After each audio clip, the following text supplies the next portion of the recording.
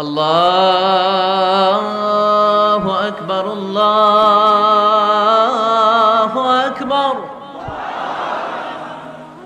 আল্লাহু আকবার, আল্লাহু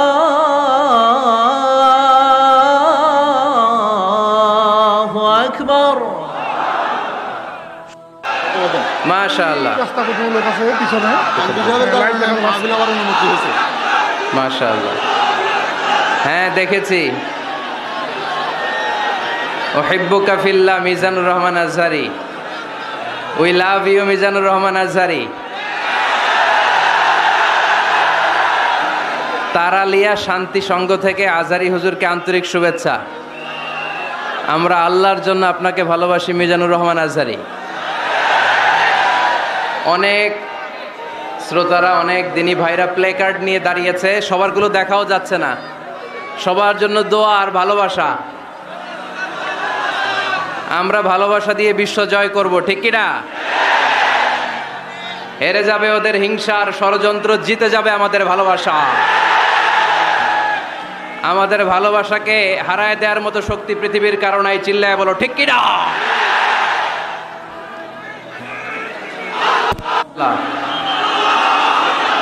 মাশাআল্লাহ। যারা না বুঝে কোরআনের প্রোগ্রাম বানচাল করতে চায়, তাদের এসে দেখা উচিত যে জনগণকে ভুলভাল বোঝানোর দিন শেষ। তাওহীদি জনতা এখন অনেক সচেতন। কোরআন প্রেমী তাওহীদি জনতা কোরআন আর সুন্নাহ এই দুইটাই বুঝে, এই দুইটা ছাড়া কিচ্ছু বোঝে না। এই জন্য কোরআন আছে যেখানে আমরা আছি, সুন্নাহ আছে যেখানে আমরা আছি, ইসলাম আছে যেখানে আমরা আছি। এই গণজোয়ার, এটা কোরআনের পক্ষের গণজোয়ার। এই গণজোয়ার, এটা ইসলামের পক্ষের গণজোয়ার, ঠিক কিনা? আজকে এই ময়দান থেকে বিরিয়ানির প্যাকেট দেয়া হবে? দুনিয়াবি কোনো স্বার্থ পাওয়া যাবে? একজনকে খুশি করতে এসেছি, চিল্লায় বলতে হবে তিনি কে। এজন্য গণজোয়ার আটকানো যায় না। আপনারা বানের পানি যখন ছুটতে শুরু করে দেখছেন আপনারা, ওইটারে আটকানো যায়? আটকাইতে গেলে পানি খালি বাড়তে থাকে, ফুলে ফেপে উপরে উঠতে থাকে। এক সময় যারা বাদ দিতে আসে এদেরকে সব ভেঙে মেসাকার করে দেয়। এজন্য যারা কোরআনের মাহফিলকে বানচাল করতে চায় এরা বোঝে নাই, না বুঝে এগুলো করেছে। আমরা তাদের জন্য দোয়া করি, কারণ আমাদের হৃদয়ে তাদের জন্য ভালোবাসা আছে না নাই? আজকে আসেন, আমাদের সাথে বসেন, দেখেন আমরা কোরআনের বিপক্ষে, আমার নবীর বিপক্ষে, আমার ইসলামের বিপক্ষে আমরা কোনো কথা বলি না, ঠিক কি না? আমাদের এই পবিত্র মঞ্চগুলো থেকে কোরআনের পক্ষে কথা হয়। এই পবিত্র মঞ্চগুলো থেকে আমার নবীর শানের ব্যাপারে কথা হয়। এই পবিত্র মঞ্চগুলো থেকে ইসলামের পক্ষে কথা হয়। তো যেখানে ইসলামের কথা হয়, কোরআনের কথা হয়, বিশ্বনবী সাল্লাল্লাহু আলাইহি ইসলামের বায়োগ্রাফি নিয়ে কথা হয়, কোনো মুমিন ওই রকম বরকতময় মজলিস বন্ধ করতে পারে? আল্লাহ আমাদেরকে সহি সমঝ দান করুক, সহি বুঝ দান করুক। আমরা যেন সবসময় কোরআনের পক্ষে থাকতে পারি। আল্লাহ তুমি তৌফিক দাও। আজকের এই মাহফিলটাকে আল্লাহ তুমি আমাদের নাজাতের ওসিলা বানাও। আওয়াজ করে উত্তর দেন, সকল প্রশংসার মালিককে, সকল ক্ষমতার উৎসকে। কেউ যেটা পারে না পারে কে, কেউ যেটা দেখে না দেখে কে, কেউ যেটা শোনে না শোনে কে, সে আল্লাহর জন্য আওয়াজ করে আমরা পড়বো আলহামদুলিল্লাহ। সবাই পড়েন, রব্বানা লাকাল হামদ হামদান কাসীরান তাইয়িবান মুবারাকান ফীহি ইয়া রাব্বি লাকাল হামদু কামা ইয়ানবাগি লিজালালি ওয়াজহিকা ওয়া আযীমি সুলতানিকা লাকাল হামদু বিল ঈমান লাকাল হামদু বিল ইসলাম লাকাল হামদু বিল কুরআন। আমরা প্রশংসা করলাম কার? সব সময় প্রশংসা করব কার? আমরা যেন মনিবের, আমার রব্বে করিমের আল্লাহ রব্বুল ইজ্জা ওয়াল জালালের প্রশংসা যেন বেশি বেশি করতে পারে। আল্লাহ তুমি তৌফিক দাও। আরো জোরে পড়েন আমিন। উত্তর কাশিমপুর মডেল দাখিল মাদ্রাসার উদ্যোগে আজকের এই বিশাল তাফসিরুল কোরআনের মাহফিল। মাদ্রাসাটা কোন দিকে? এই পাশেই। এটার আগে একটা ডেট হয়েছিল, ওই দিন আমরা আসতে পারি নাই। কয় তারিখে? ডিসেম্বরের 4 তারিখ। জি জি, আসার কথা ছিল, আমারও আসার খুব ইচ্ছা ছিল, কারণ ফেনীবাসীদেরকে আমি ভালোবাসি, ফেনীবাসীরা ভালোবাসে আমায়। তো আসার সুযোগ হয় নাই। কাদারাম মাকদুরা, মহাবিশ্ব সৃষ্টির 50,000 বছর আগে এই পৃথিবীতে কি ঘটবে তার সব লিপিবদ্ধ করে রেখেছেন কে? আল্লাহ। এখানে মিলন মেলা ঘটাবে আজকে, এটা কি 4 তারিখে করা সম্ভব না? তাকদীরে আমাদের জন্য আল্লাহ তাআলা আজকে রেখে দিয়েছে, এজন্য আজকে আমরা একত্রিত হয়েছি। আলহামদুলিল্লাহ পড়েন। সময় সকাল 10টা থেকে দিয়ে রাখছেন, তো এদেরকে তো কষ্ট দিয়েছেন আপনারা। 11টা থেকে আসছে না, 7টা থেকে অনেক লোক আসছে। আরে কয়টায় আসছেন? কয়টায়?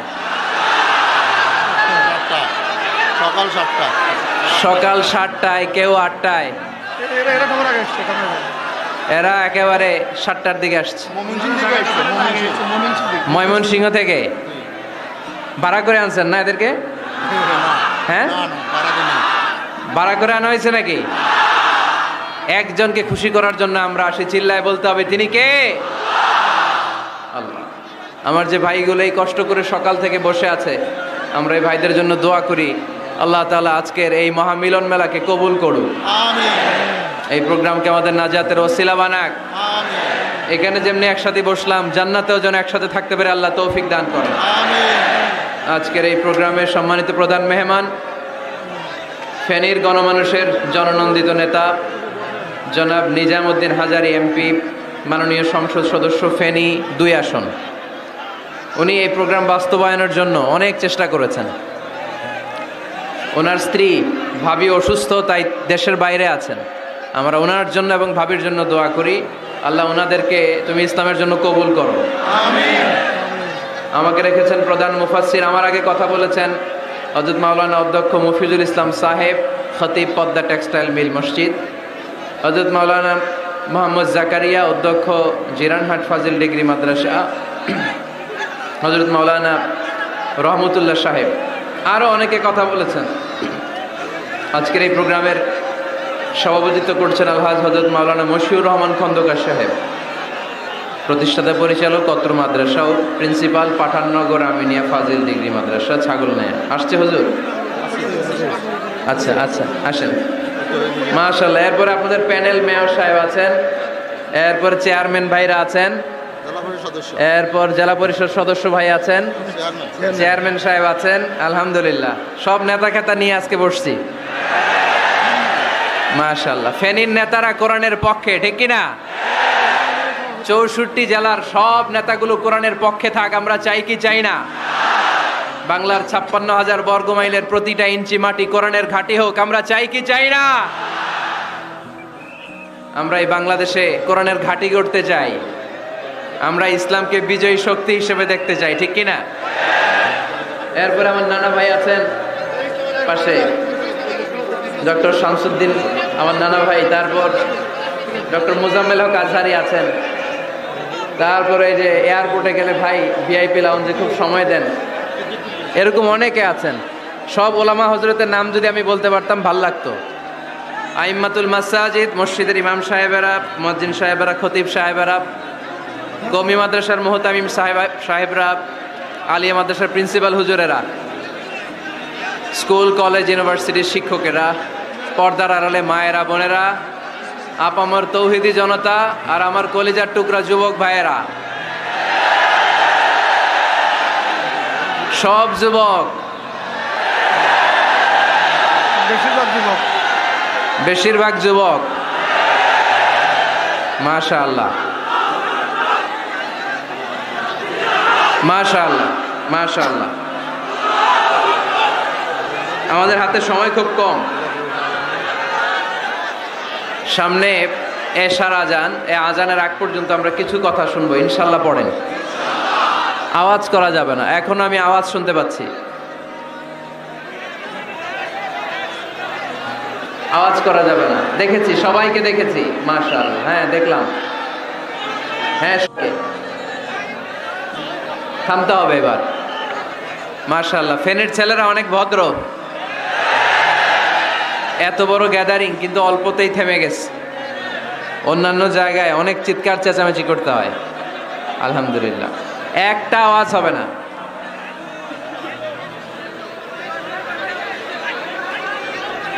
আমি বলেছি একটা আওয়াজ হবে না।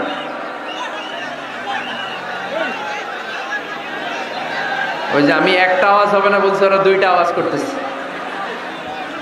আওয়াজ করবেন না, না, নো সাউন্ড। আজকে আমরা সূরাতুল হুজরাত থেকে কথা শুনবো। কোন সূরা থেকে? হুজরাত। সবাই বলেন হুজরাত। হুজরাত শব্দটা হুজরা শব্দের প্লুরাল, অর্থ হচ্ছে কামরা। মসজিদে ইমাম সাহেবের হুজরা আছে না নাই? ইমাম সাহেবের কামরা আছে না? আছে। তো আল্লাহ রাসূল সাল্লাল্লাহু আলাইহি সাল্লামের এরকম হুজরাখানা ছিল। এট এ টাইমে আল্লাহর হাবিব সাল্লাল্লাহু আলাইহি সাল্লামের 9টা হুজরাখানা ছিল, যেখানে 9 জন বিবি বসবাস করতেন। কিছু বেদুইন লোকজন এসে কেমন করে বিশ্বনবী সাল্লাল্লাহু আলাইহি ইসলামের সাথে আচরণ করতে হবে এটা জানতো না। তাদের মধ্যে সভ্যতা ভব্যতার ছোঁয়া স্পর্শ লাগেনি। পরে আমরা নিজেরা নিজেদেরকে যেমনে ডাকি, তারাও এসে বিশ্বনবীকে এভাবে ডাকা শুরু করলো। কারো নাম যদি হয় আব্দুল্লাহ, আব্দুল্লাহর বন্ধু তারা ডাকবে এই আব্দুল্লাহ। কারো নাম যদি হয় করিম, তার বন্ধুটা ডাকে এই করিম। কারো নাম যদি হয় আবু বকর, তার বন্ধুটা ডাকে এই আবু বকর। কিন্তু বিশ্বনবী সাল্লাল্লাহু আলাইহি ইসলামকে কি এই মুহাম্মদ এইভাবে ডাকা যাবে? না, ডাকা যাবে না। যদিও তিনি মানুষ, কিন্তু অসাধারণ মানুষ। যদিও তিনি নবী, তিনি মহানবী। তিনি সব নবীদের নবী, ঠিক কি না? As a father, as a teacher, as a commander, as a lawgiver, as a lawmaker, Muhammad is the superman of the world. সুবহানাল্লাহ পড়েন। আমার নবীর চাইতে শ্রেষ্ঠ কোনো মানুষ গোটা বিশ্বে দ্বিতীয়টা হতে পারে? আমার নবীর চাইতে the most trust worthy personality, বিশ্বস্ত মানুষ এই পৃথিবীতে হতে পারে? সে কোন বন্ধু বলো বড় বিশ্বস্ত? সে কোন বন্ধু বলো বেশি বিশ্বস্ত? কার কাছে মন খুলে দেয়া যায়? কার কাছে প্রাণ খুলে দেয়া যায়? হওয়া যায় অতি আশ্বস্ত। তার নাম আহমদ বড় বিশ্বস্ত। সুবহানাল্লাহ পড়েন। আল্লাহ শিখাতে চাইলেন, এই বেদুইন লোকেরা সাবধান, যাকে তোমরা ডাকছো তিনি সাধারণ মানুষ নন। তাকে ইয়া মুহাম্মদ উখরুজ ইলাইনা, এই মুহাম্মদ, এই ঘর থেকে বেরোয় আসো, এমন করে বেয়াদবের মতো ডাকা যাবে? বিশ্বনবী সাল্লাল্লাহু আলাইহি ইসলামকে ডাকতে হবে ইয়া নবী আল্লাহ, ওনাকে ডাকতে হবে ইয়া রাসূল আল্লাহ, ওনাকে ডাকতে হবে ইয়া হাবিব আল্লাহ, ঠিক কি না? শিষ্টাচার শিক্ষা দিলেন।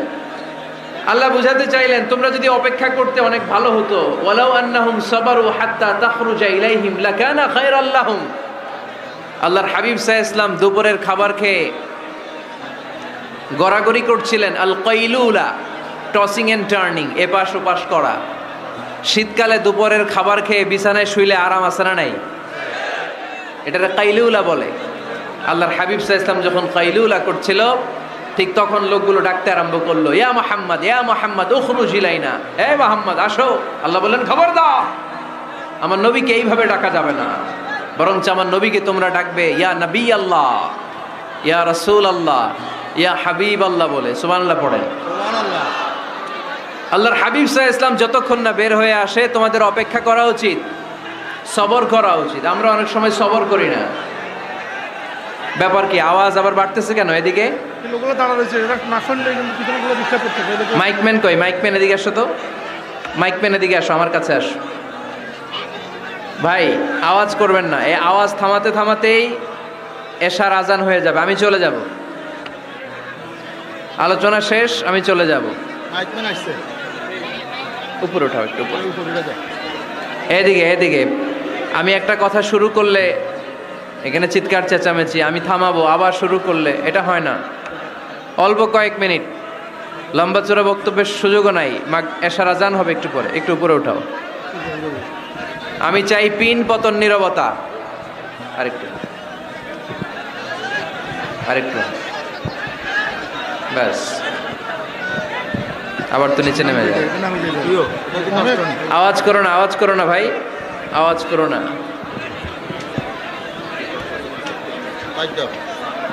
অনেক বেশি জিনিস হলো না। ঠিক আছে, থামতে হবে, থামতে হবে। একজনও কথা বলবে না, একজনও না, নট এ সিঙ্গেল পারসন। হ্যাঁ ঠিক আছে, আবার কথা বলে। এটা ঠিক হয়ে গেছে, হ্যাঁ ঠিক আছে। তাহলে আমরা আমাদেরকে যেইভাবে ডাকি, আল্লাহর হাবিব সাল্লাল্লাহু আলাইহি ওয়াসাল্লামকে ওইভাবে ডাকা যায় না। আল্লাহ বলেন খবরদার, তোমাদের উচিত ছিল অপেক্ষা করা যতক্ষণ না আল্লাহর হাবিব সাল্লাল্লাহু আলাইহি ওয়াসাল্লাম বিশ্রাম শেষ করে বাইরে বেরিয়ে আসে। তাই কারো বাসায় গেলে অপেক্ষা করবেন যতক্ষণ না উনি আসে, আর যাওয়ার আগে অ্যাপয়েন্টমেন্ট নিয়ে যাবেন। আজকের প্রথম মেসেজ, কারোর সাথে দেখা করার আগে কি নিয়ে যাবেন? ফ্যানের ছেলেরা কথা বলে না, অ্যাপয়েন্টমেন্ট নিয়ে যেতে হবে। অনেকে খালি অস্থিরতা করে, চেয়ারম্যান সাহেবের বাড়ি থেকে সিগনেচার লাগবে, যেই অস্থির, আরে বেরোয় না কেন? চেয়ারম্যান সাহেব আসে না কেন? এতক্ষণ ধরে বসে আছে। এরকম বিরক্ত, খালি কমপ্লেইন করে, অভিযোগ করে, এরকম কিছু লোক আছে না নাই? খেয়াল রাখবেন, যারা ব্যর্থ, জীবনে ব্যর্থ, তারা সবসময় শুধু কমপ্লেইন করে, অভিযোগ। মানুষের কাছে অভিযোগ, আল্লাহর কাছে অভিযোগ, আমার এইটা নাই, ওইটা নাই, আল্লাহ আমার এটা দাও নাই, ওইটা দাও নাই। আর সফল ব্যক্তিরা কখনো অভিযোগ করে না, খালি শুকরিয়া করে, ঠিক কিনা? Now the decision is yours, you wanna be successful or unsuccessful. আপনি সফল হতে চান না ব্যর্থ হতে চান? তাহলে সফল হলে সবসময় পড়তে হবে আলহামদুলিল্লাহ। কি পড়বেন? হুজুরের সাথে দেখা করতে গেছে, যে এই হুজুর আসে না কেন, কতক্ষণ ধরে বসে আছি। আরে হুজুরও মানুষ, হুজুরও অসুস্থ হয়, হুজুরেরও ফ্যামিলি আছে, হুজুরের ঘুমানো লাগে, হুজুর রোবট না। আমাদের যখন অ্যাপয়েন্টমেন্ট নেয় মেপে দেয়, হুজুর এই তো সহজ, আপনি এটা করে আসবেন, এরপরে হেলিকপ্টার রেডি, এরপরে ওইটাতে যাবেন, ওইখান থেকে হেলিকপ্টার রেডি। আমি রোবট, হুজুর কি রোবট? হুজুর তো মানুষ না। এগুলো করবেন না, ধৈর্য ধরতে শিখুন, একটু স্থির হন। স্টপ, অনেক হয়েছে, আর না। অস্থির জীবন আমরা চাই না। এই কোরআন আমাদেরকে অস্থির সময়ে স্বস্তির বাণী শোনায়, ঠিক কিনা? কিসের বাণী শোনায়? স্বস্তির বাণী। কোন সময়ে? অস্থির সময়ে স্বস্তির বাণী শোনায় কোরআন, ঠিক কিনা? এজন্য আজকের প্রথম মেসেজ হচ্ছে, কারো বাসায় গেলে পারমিশন নিতে হবে। দরজার সামনে যেয়ে আগে সালাম দিবেন 3 বার। কয়বার? অনুমতি চাইবেন, অনুমতি দিলে ঢুকবেন, অনুমতি না দিলে বের হয়ে চলে আসবেন। পারা যাবে? এজন্য রব্বুল আলামিন বলেন, ইয়া আইয়ুহাল্লাযীনা আমানু লা তাদখুলু বুয়ুতান গায়রা বুয়ুতিকুম হাত্তা তাস্তানিসু ওয়া তুসাল্লিমু আলা আহলিহা যালিকুম খায়রুল লাকুম লাআল্লাকুম তাযাক্কারুন। সুবহানাল্লাহ পড়েন। আল্লাহ ডেকে বললেন, ও ঈমানদারেরা শোনো শোনো, তোমরা যখন অন্য কারো বাড়িতে যাবে, খবরদার অনুমতি না নিয়ে, সালাম না দিয়ে ঘরে ঢুকে যেও না।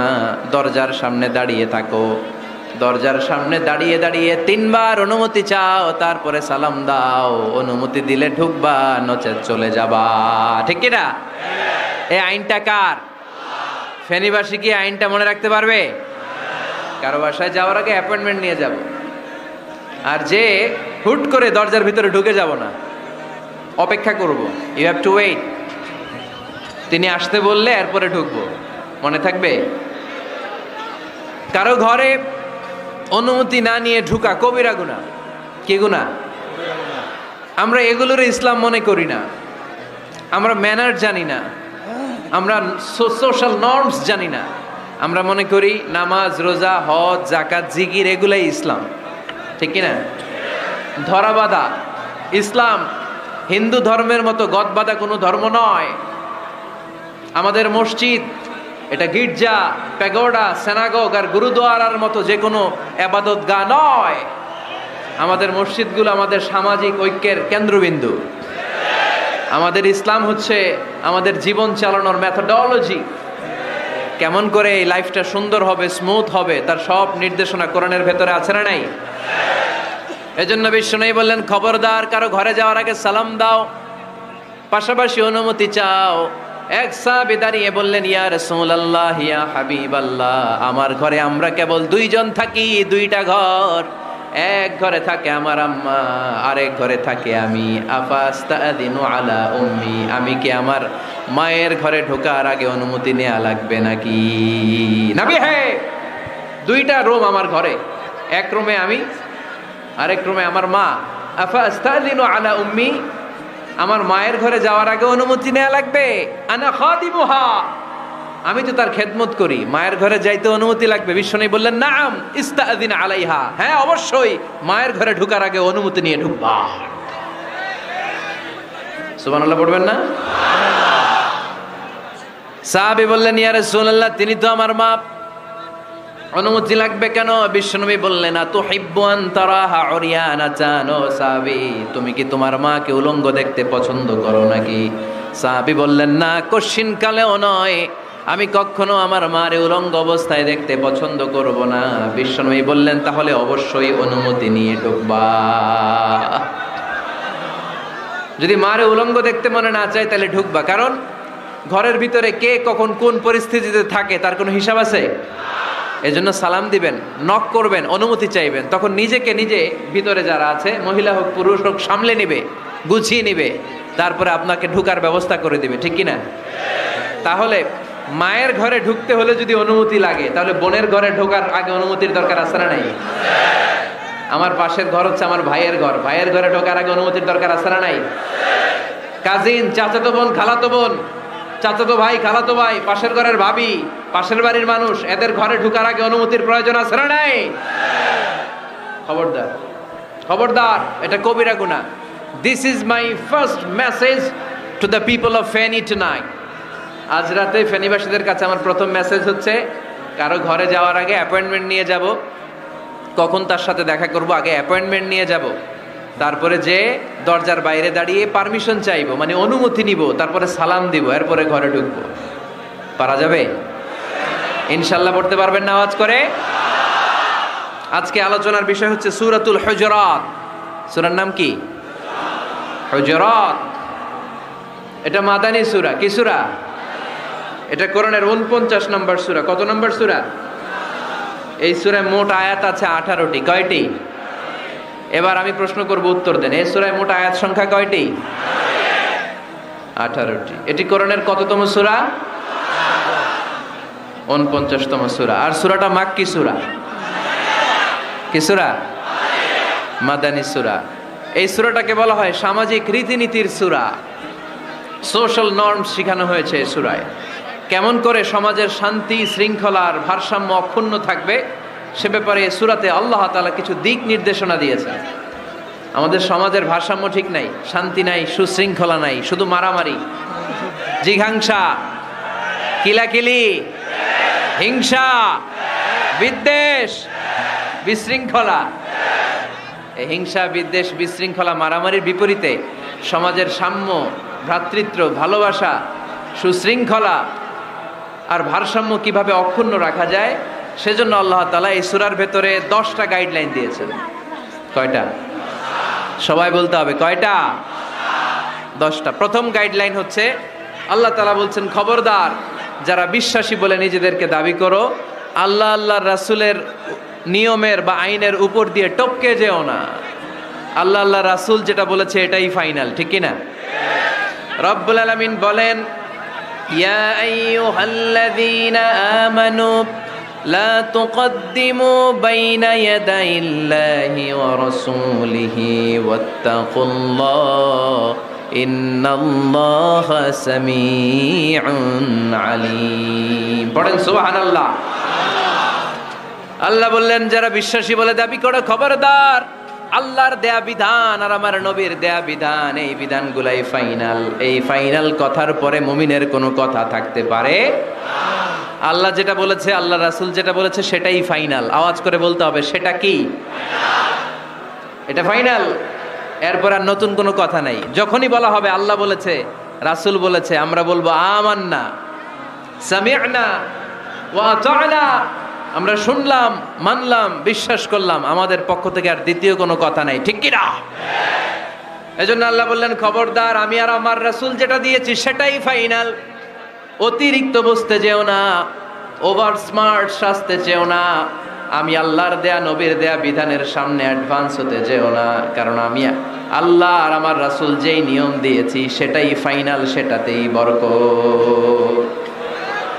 কোন মুমিন বান্দাবান্দীদের কাছে যখন আল্লাহ আর আল্লাহ রাসূলের কথা বলা হয়, তাদের কাছে এটাই ফাইনাল, ঠিক কি না? ওমা কানা লিমুমিনিন ওয়ালা মুমিনাতিন ইযা খাদাল্লাহু ওয়া রাসূলুহু আমরান আইয়াকুনা লাহুমুল খিয়ারাতু মিন আমরিহিম। মুমিন নরনারীর কাছে যখন বলা হবে এটা আল্লাহর কথা, আল্লাহর রাসূলের কথা, এটাই ফাইনাল। এরপরে মুমিনের আর নতুন কোনো চয়েস থাকতে পারে? আল্লাহ বলেছে 5 ওয়াক্ত সালাত জামাতের সাথে আদায় করো, এটাই ফাইনাল, ঠিক কি না? আল্লাহ বলেছেন, চুরি করলে চোরের হাত কেটে দাও।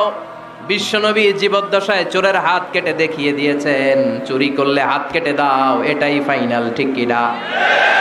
আল্লাহ নিয়ম জারি করেছেন, ও নারীরা পর্দা করে ঘর থেকে বের হও, এর উপরে কোনো কথা নাই, জোরে বলেন ঠিক কি না? আল্লাহ আইন করে দিয়েছেন রমাদানের 29 দিন কিংবা 30 দিন রোজা রাখবা, এটাই ফাইনাল, এরপরে কোনো কথা নাই, জোরে বলেন ঠিক কি না? যারা সম্পদশালী হয়েছে, বছরান্তে 2.5% যাকাত দিবা, বিধানটা কার? এটাই ফাইনাল, এরপরে কোনো কথা আছে? তার মানে আল্লাহ আল্লাহ রাসূল যেটা দিয়েছে এটাই ফাইনাল, এটাই সর্বোৎকৃষ্ট, এর চেয়ে উৎকৃষ্ট আর ভালো হতে পারে না, এটাই শ্রেষ্ঠ। এক সাহাবী বলল, আসুমুদ্দাহার, আমি সারা বছর রোজা রাখবো, রোজা ভাঙবো না। আরেক সাহাবী বলল, আতাজিলুন নিসা, আমি আমার বউয়ের কাছে যাব না, আজীবন বৈরাগ্য জীবন যাপন করব। আরেক সাহাবী বলল, উসল্লিল লাইলা কুল্লাহ, সারা রাত তাহাজ্জুদ পড়বো, ঘুমাবো না। এই কথা শুনে বিশ্বনবী রেগে গেলেন। বিশ্বনবী বললেন, কে কে বলেছে এই কথা যে সারা বছর রোজা রাখবে, সারা রাত তাহাজ্জুদ পড়বে, স্ত্রীর কাছে যাবে না? ইন্নী আখশাকুম লিল্লাহি ওয়া আতকাকুম লাহু, নিশ্চয় আমি তোমাদের চাইতে আল্লাহকে বেশি ভয় করি। আমি বিশ্বনবী সবচেয়ে বড় মুত্তাকি, আমি বিশ্বনবী সবচেয়ে বড় বুজুর্গ, আমি বিশ্বনবী সবচেয়ে বড় আল্লাহওয়ালা। তো আমি এত বড় আল্লাহওয়ালা হয়ে আমি 11 জন স্ত্রী রেখেছি, আমি এত বড় আল্লাহওয়ালা হয়ে রাতে তাহাজ্জুদও পড়ি, আবার কিছু অংশ ঘুমাই। আমি এত বড় আল্লাহওয়ালা হয়ে বছরে কিছু সময় রোজা রাখি, মাঝে মাঝে রাখি না। তা আমি ব্যালেন্স করে জীবন ধারণের পরে আমার আল্লাহওয়ালাগিরিতে কোনো সমস্যা হয় নাই, আমার নবী হতে সমস্যা হয় নাই। তোমাদের সমস্যা হলো কেন? তোমরা কোত্থেকে এটা শিখেছো? আমি বিশ্বনবী যেটা শিখিয়েছি এটাই ফাইনাল, এর চেয়ে শ্রেষ্ঠ কোনো কাজ আর হতে পারে না। চিল্লায় বলেন ঠিক কি না? ফজরের ফরজ নামাজ কয় রাকাত? আওয়াজ করে বলেন। বিধানটা কার? আপনি যদি বলেন আমি একটু বাড়ায় পড়বো, 3 রাকাত পড়বো, সওয়াব বেশি হবে না? কারণ আপনি অ্যাডভান্স হয়েছেন। লা তুকদ্দিমু বাইনা ইয়াদাইল্লাহি ওয়া রাসূলিহি, খবরদার আল্লাহ আল্লাহ রাসূলের উপর অ্যাডভান্স হয়েও না। রমাদানের রোজা 30টা, আপনি যদি বলেন 35টা রাখবো। ফেনীর ভাইয়েরা, রমজানের পরে আরো 5টা যদি একাধারে রাখেন, রমজান মনে করে আল্লাহ কবুল করবে? কবুল করবে? তার মানে আল্লাহ আল্লাহ রাসূল যেটা বলেছে এটাই ফাইনাল। এর চেয়ে বেশি কিছু আর ইবাদত করা যাবে, এর চেয়ে শ্রেষ্ঠ ইবাদত হতে পারে না। বিষ্ণু ইসলাম বললেন সারা রাত তাহাজ্জুদ পড়লে এটা শ্রেষ্ঠ ইবাদত নয়, বরং রাতের কিছু অংশ ঘুমাবা, কিছু অংশ তাহাজ্জুদ পড়বা। আইয়ামুল বীজের রোজা রাখবা, সোম আর বৃহস্পতিবার রোজা রাখবা, আরাফার রোজা রাখবা, আশুরার রোজা রাখবা, শাওয়ালের 6 রোজা রাখবা। এর চেয়েও বেশি রাখতে চাইলে একদিন রোজা রাখবা, আরেকদিন রাখবা না, একদিন রাখবা আরেকদিন রাখবা না। এর চেয়ে ভালো রোজার হতে পারে? হতে পারে না। আল্লাহর হাবিব সাল্লাল্লাহু আলাইহি ওয়াসাল্লাম বললেন সেই শ্রেষ্ঠ যে স্ত্রীদের সাথেও মেলামেশা করে আবার ইবাদতও করে। ইসলামের মধ্যে ভারসাম্য আছে না নাই? তাহলে বোঝা গেল আল্লাহর হাবিব সাল্লাল্লাহু আলাইহি ওয়াসাল্লাম আল্লাহর সবচেয়ে কাছের, তিনি সবচেয়ে বড় মুত্তাকি। ফেনীবাসী আওয়াজ করে বলেন তো, আমার নবীর চাইতে বড় মুত্তাকি হওয়া যাবে? আমার নবীর চাইতে বড় আল্লাহওয়ালা হওয়া যাবে? নামাজ কেমন করে পড়তে হয় এটা নবী শিখায় গিয়েছেন, এর চেয়ে বেশি কিছু করা যাবে? জিকির কেমন করে করতে হয় এটা বিশ্বনবী শিখিয়ে গিয়েছেন কি জান নাই? বিশ্বনবীর শিখানো পন্থার বাইরে নতুন পন্থায় জিকির করা যাবে? তাহলে আল্লাহ এবং আল্লাহ রাসূল যা শিখিয়েছে এটাই ফাইনাল। আল্লাহ রাসূলের কথার উপরে আমরা দ্বিতীয় কোনো কথা বলতে চাই না। এটা হচ্ছে 1 নাম্বার গাইডলাইন। সমাজে যদি শান্তি আনতে চান এই গাইডলাইন মানতে হবে। বিশ্বাসীদের জন্য 2 নাম্বার গাইডলাইন হচ্ছে লা তারফাউ আসওয়াতাকুম ফাওকা সাউতিন নবী। খবরদার ওহে বিশ্বাসীরা, নবীর কণ্ঠের চাইতে যেন তোমাদের কণ্ঠ উঁচু হয়ে না যায়। আপনারা কথা শুনতেছেন? মনোযোগ আছে না গেছে? বনু তামিম গোত্রের নেতা কে হবে? আল্লাহর হাবিব সাল্লাল্লাহু আলাইহি ওয়াসাল্লাম পরামর্শ করছিলেন। সাইয়েদনা আবু বকর বললেন আমার মতামত হচ্ছে এই লোকটা নেতা হলে ভালো হয়, যোগ্য লোক। ওমরে ফারুক বললেন না, উনি না। আবু বকর যেটা বলেছে ওইটা না, আমার মনে হয় এই লোকটা নেতা হলে ভালো হয়। আবু বকর বললেন না ওমর তুমি বুঝো না, আমি যারে বলছি সে ভালো। ওমরে ফারুক বলে না আবু বকর, আমি যাকে বলেছি সে ভালো। এরকম মতামত দিতে দিতে, তর্ক করতে করতে বিশ্বনবীর গলার চাইতে সাহাবীদের গলার আওয়াজ বড় হয়ে গিয়েছে। আল্লাহ এটা আরশের উপর থেকে বরদাস্ত করে নাই। আল্লাহ বলেছেন খবরদার, লা তারফাউ আসওয়াতাকুম ফাওকা সাউতিন নবী। নবীর কণ্ঠের চাইতে তোমাদের কণ্ঠ যেন উঁচু হয়ে না যায়। আমার নবীকে আমি তোমাদের বন্ধু বানিয়েছি, তোমাদের কাছে রেখেছি, তার মানে এই নয় যা মন চায় তাই নবীর সাথে আচরণ করবা, ঠিক কি না? কখনো যেন নবীর কণ্ঠের চাইতে কণ্ঠ উঁচু হয়ে না যায়। যদি নবীর গলার আওয়াজের চাইতে তোমাদের গলার আওয়াজ উঁচু হয়ে যায়, তোমাদের জীবনের সব নেক আমলগুলোকে আমি বাতিল করে দেব। আল্লাহ ধমক দিয়ে বললেন খবরদার, ইয়া আইয়ুহাল্লাযীনা আমানু লা তারফাউ আসওয়াতাকুম ফাওকা সাউতিন নবী ওয়ালা তাজহারু লাহু বিল কওলি কাজহারি বা'দিকুম লিবা'দিন আন তাহবাতা আ'মালুকুম ওয়া আনতুম লা তাশউরুন। পড়েন সুবহানাল্লাহ। আল্লাহ বললেন খবরদার, আমার নবীর কণ্ঠের চাইতে যেন তোমাদের কণ্ঠ উঁচু হয়ে না যায়। আমার হাবিবের কণ্ঠের চাইতে তোমাদের কণ্ঠ যদি উঁচু হয়ে যায় বেয়াদবি হয়ে যাবে, ফলে তোমাদের সব নেক আমল বাতিল করে দিবে কে? এই আয়াত নাজিল হওয়ার পরে সাহাবারা কেউ বিশ্বনবীর সামনে এসে বড় গলায় কথা বলে না, আস্তে আস্তে বলে। কেমনে বলে? ওমরে ফারুক এই আয়াত শুনে এত ভয় পেলেন, তিনি বিশ্বনবীর কাছে কোনো কথা নিয়ে আসলে ফিস ফিস করে বলতেন। বিশ্বনবী শুনতে পেতেন না, বলতেন এই ওমর কি বলছো, বুঝি নাই, জোরে বলো। ওমরে ফারুক সাউন্ড বাড়িয়ে জোরে বলতেন। বিশ্বনবী বলতেন এই কি বলেছো, এদিকে আসো, জোরে বলো। আমি শুনতে পাচ্ছি না ওমর, আরো জোরে বলো। ওমরে ফারুক আবার একটু সাউন্ড বাড়িয়ে আবার বলতে আরম্ভ করতেন। বিশ্বনবী বলতেন আমি শুনতে পাচ্ছি না, জোরে বলো। সুবহানাল্লাহ পড়েন। ভয় আন তাহবাতা আ'মালুকুম ওয়া আনতুম লা তাশউরুন। খবরদার, নবীর কণ্ঠের চাইতে যদি কণ্ঠ উঁচু হয়ে যায় সব নেক আমল বাতিল করে দিবে কে? আপনারা যারা হজ উমরা করেছেন, হজ আর উমরা করতে পেরেছেন কারা কারা দেখি? মাশাআল্লাহ। যারা করতে পারি নাই আমরা, আমাদেরকেও যেন আল্লাহ তাআলা তৌফিক দান করে, আমরা পড়ি আমিন। আমরা যেন কাবার চারপাশে তাওয়াফ করতে পারি, সাফা মারওয়ায় যেন সাই করতে পারি, আল্লাহর হাবিব সাল্লাল্লাহু আলাইহি ওয়াসাল্লামের কবরের সামনে দাঁড়িয়ে যেন আমরা সালাতু সালাম পাঠ করতে পারি। আওয়াজ করে পড়তে হবে আমিন। বিশ্বনবী সাল্লাল্লাহু আলাইহি ওয়াসাল্লামের কবরের উপরে এই আয়াতটা লেখা, যে আয়াত নিয়ে আমি এখন আপনাদের সামনে আলোচনা করছি। লা তারফাউ আসওয়াতাকুম ফাওকা সাওতিন নবী। দেখছেন না হাজী সাহেবরা, দেখে আসছেন না? আপনি যখন মসজিদে নববীতে নামাজ পড়বেন, আল্লাহর হাবিব সাল্লাল্লাহু আলাইহি ইসলামের কবর জিয়ারতের জন্য যখন রওনা হবেন, সর্বপ্রথম বাম দিকে পড়বে রাউদাতুম মিন রিয়াদিল জান্নাহ। এই জায়গাটা হলো দুনিয়ার বুকে জান্নাতের বাগান সমূহ থেকে একটা বাগান। আপনি হাঁটতে থাকবেন, হাঁটতে হাঁটতে রাউদাতুম মিন রিয়াদিল জান্নাহ পার হওয়ার পরে বাম দিকে পড়বে বিশ্বনবীর কবর। বিশ্বনবীর কবরের সামনে দাঁড়িয়ে কোনো উম্মত সহ্য করতে পারে নাকি? ধৈর্য ধারণ করতে পারে নাকি? আজীবন যেই নবীর কথা শুনলাম, আজীবন যেই নবীর হাদিস চর্চা করলাম, আজীবন যেই নবীর ভালোবাসা হৃদয়ের মধ্যে ধারণ করলাম, ওই নবী নাকি এই জায়গায় শোয়া, ওই নবী নাকি এখানে শুয়ে আছে, এটা কল্পনা করলে কোনো উম্মার ধৈর্য ধারণ করতে পারে?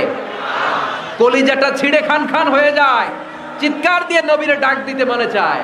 কিন্তু আল্লাহ বলেছেন খবরদার, কবরের উপরে এই আয়াতটা লেখা, লা তারফাউ আসওয়াতাকুম ফাওকা সাওতিন নবী। খবরদার, এটা নবীর দরবার, এখানে বড় গলায় চিৎকার চেঁচামেচি করে কোনো আওয়াজ করা যায় না। চিল্লায় বলেন ঠিক কি না? এজন্য আল্লাহ বললেন লা তারফাউ আসওয়াতাকুম ফাওকা সাওতিন নবী। খবরদার, নবীর কণ্ঠের চাইতে যেন কণ্ঠ উঁচু হয়ে না যায়। এই আয়াতের হুকুম আল্লাহর হাবিব সাল্লাল্লাহু আলাইহি ইসলামের জীবদ্দশা অবস্থায় যেমন ছিল, ঠিক এখনো এটারে বলবৎ রেখেছে কে? তাই ওইখানে আল্লাহর হাবিব সাল্লাল্লাহু আলাইহি ইসলামের কবরের সামনে বুক ফেটে কান্না আসে, আমার নবী, আমার পেয়ারা নবী এখানে, পেয়ারা রাসূল শুয়ে আছে, এটা জেনেও আমি চিৎকার দিতে পারি না, আমি হই হুল্লোড় করতে পারি না, আমি লাফাতে পারি না, আমি শুধু চোখের পানি ছেড়ে আমার নবীরে সালাম পাঠাতে পারি। ঠিক কি না? এই আয়াতের হুকুম শুধু নবীর ক্ষেত্রেই প্রযোজ্য নয়, আব্বা আম্মার ক্ষেত্রেও প্রযোজ্য। আব্বা আম্মার সামনে দাঁড়িয়ে বড় গলায় কথা বলা যাবে? উস্তাদ আল আসাতিজা যারা আমাদেরকে শিখিয়েছেন, তাদের সামনে বড় গলায় কথা বলা যাবে না। আধ্যাত্মিক গুরু, ইসলামী আন্দোলনের নেতা, ধর্মীয় নেতা, ওনাদের সামনেও চোখ রাঙিয়ে কথা বলা যাবে না। চিল্লায় বলেন ঠিক কি না? লা তারফাউ আসওয়াতাকুম ফাওকা সাওতিন নবী। আদব নাই সমাজে, আদব নাই, এজন্য এত মহা সমস্যা।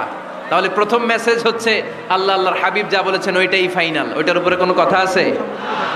দ্বিতীয় মেসেজ হচ্ছে নবীর দরবারে দাঁড়িয়ে বড় গলায় কথা বলা যাবে। 3 নম্বরে আল্লাহ বললেন, ইয়া আইয়ুহাল্লাযীনা আমানু ইন জাআকুম ফাসিকুম বিনাবাইন ফাতাবায়ানু। ও বিশ্বাসীরা, ও ঈমানদার বান্দারা, তোমাদের সামনে যদি কোনো পাপাচারী, কোনো ফাসেক যদি কোনো খবর নিয়ে আসে, খবরটা বিশ্বাস করার আগে যাচাই করে নিও। ফাতাবায়ানু ইয়ানি ফাতাসাব্বাতু আন সিহহাতিল খবর। খবরটা সহি কিনা যাচাই করার দরকার আছে না নাই? ইন জাআকুম ফাসিকুম বিনাবাইন ফাতাবায়ানু। ফেনীবাসী মনোযোগ দিয়ে শোনেন, কেউ যদি কোনো তথ্য নিয়ে আসে, খবর নিয়ে আসে, শুনেই হুট করে বিশ্বাস করা যাবে না। ফেসবুকে প্রায় বিভিন্ন ফেক নিউজ আছে না নাই? রুমর, গুজব আছে না নাই? আমি তখন মালয়েশিয়া, হঠাৎ করে দেখলাম নিউজের মধ্যে অনেকে স্ট্যাটাস দিতে শুরু করেছে যে পেঁয়াজের মতো লবণেরও দাম বেড়ে গেছে।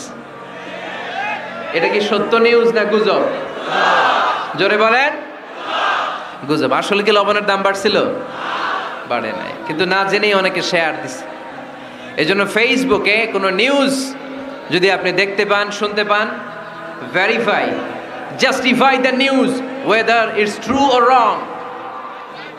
Check, make a cross check and double check regarding the authenticity of the report. এই রিপোর্টটা সঠিক কিনা ভেরিফাই করবেন আগে, তারপরে শেয়ার মারবেন। অনেকে আছে সিলে কান নিয়ে গেছে, শুই না সিলের পিছনে দৌড়। আগে কি সিলের পেছনে দৌড়াবেন নাকি কানে হাত দিবেন? নিউজ একটা দেখলেই শেয়ার দেয়া যাবে? কি করবেন? যাচাই করবেন। You have to cross check, you have to justify the news, you have to verify the news. আমরা প্রায় নিউজ একটা দেখলেই শেয়ার দেই, হয়তো একটা ভুল নিউজ আপনি শেয়ার দিয়েছেন, এই ভুল নিউজের কারণে পুরো সমাজের মধ্যে গোলমাল, এর দায়ভার আপনার কাঁধেই বর্তাবে। আওয়াজ করে বলেন ঠিক কিনা? এই ভুয়া নিউজগুলোতে আমাদের খুব আগ্রহ। ফেসবুক নিজের মন মতো ব্যবহার করা যাবে না। প্রায় ফেসবুকে অনেক রুমর পাবেন, গুজব, অনেক স্ক্যান্ডাল। অমুক নেতার গোপন ভিডিও ফাঁস, তো অমুক নেতার গোপন ভিডিও ফাঁস, তোর কি হয়েছে? তোর সমস্যা কি? ওইটা তোর শেয়ার দেয়া লাগবে কেন? চিল্লায় বলেন ঠিক কিনা? মানুষের দোষ আমরা গোপন করতে পারি না। মান সাতারা মুসলিমান সাতারাহুল্লাহু ফিদ দুনিয়া ওয়াল আখিরা। যে অন্যের দোষ দেখে গোপন রাখে, তার দোষগুলো গোপন রাখবে কে? ওমান কাশাফা মুসলিমান কাশাফাহুল্লাহু ফিদ দুনিয়া ওয়াল আখিরা। যে অন্যের গোপন বিষয় প্রকাশ করে দেয়, ওর গোমরও কিয়ামতের ময়দানে ফাঁস করে দিবে কে? আপনি 10 জনের সামনে অন্যের গোপন বিষয় ফাঁস করবেন, আল্লাহ লাখো মানুষের সামনে আপনার ল্যাংটা করে ছেড়ে দিবে। লক্ষ মানুষের সামনে আপনার গোমর ফাঁস করে দিবে। খবরদার, অন্যের পিছনে লেগে থাকেন না, অন্যের দোষ খুঁজেন না, দোষ খুঁজবেন নিজের। ইন জাআকুম ফাসিকুম বিনাবাইন ফাতাবায়্যান। মুমিন কোনো তথ্য, কোনো সংবাদ, কোনো রিপোর্ট কিংবা নিউজ শুনলেই বিশ্বাস করে না। মুমিন আগে এটাকে যাচাই করে, বাছাই করে, জাস্টিফাই করে, ভেরিফাই করে, তারপরে সে বিশ্বাস করে। ঠিক কি না? আল্লাহর হাবিব সাল্লাল্লাহু আলাইহি ওয়াসাল্লাম বনুল মুস্তালাকের যুদ্ধে জয়লাভ করলেন।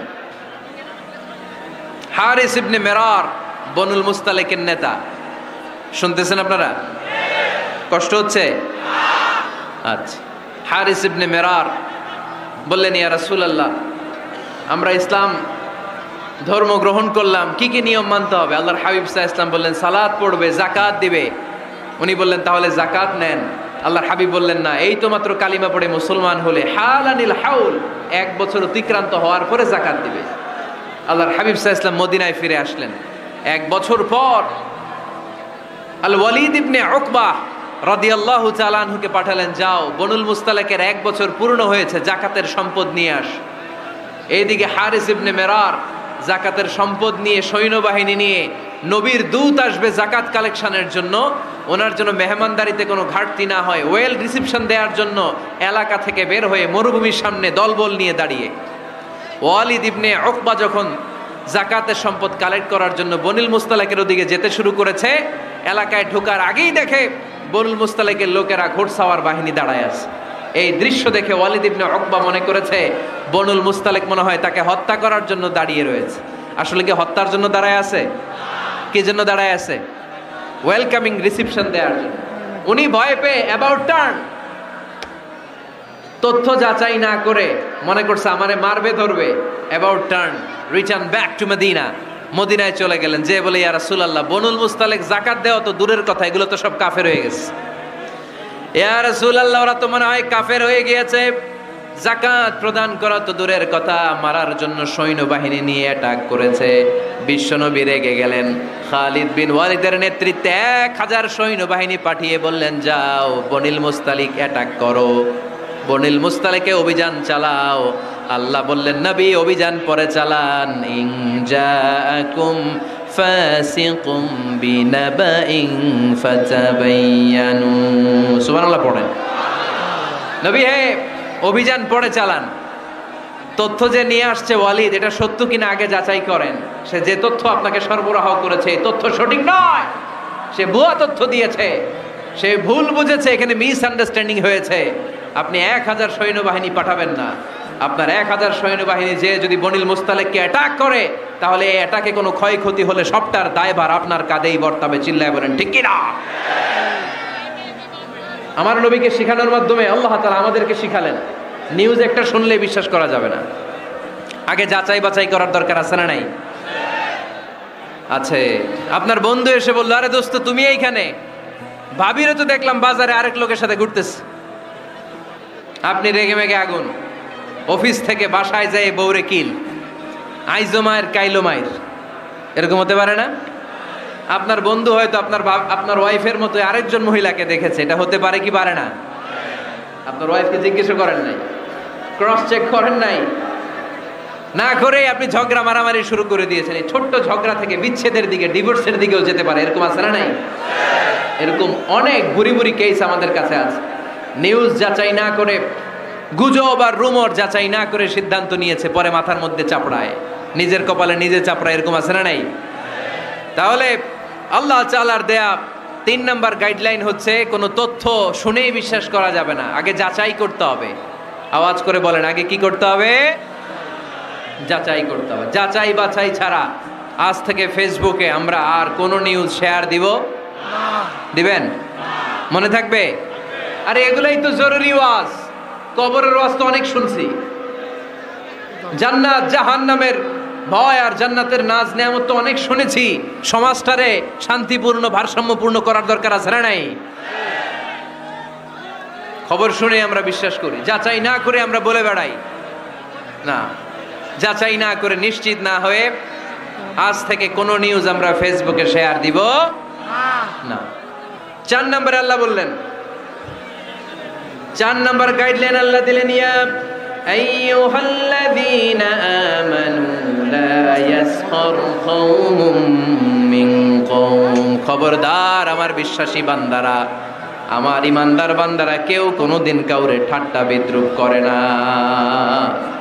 সুবহানাল্লাহ পড়েন। সুবহানাল্লাহ। মুমিন বান্দা কাউকে ঠাট্টা করতে পারে? বিদ্রূপ করতে পারে না। আমাদের জিহ্বা আছে বলে আমরা যা ইচ্ছা তাই বলতে পারি? কথা বলেন না কেন? আমাদের কান আছে বলে কান দিয়ে আমরা যা মনে চাই তাই শুনতে পারি? যেন কানে শুনি সদা তোমার কালাম, এ খোদা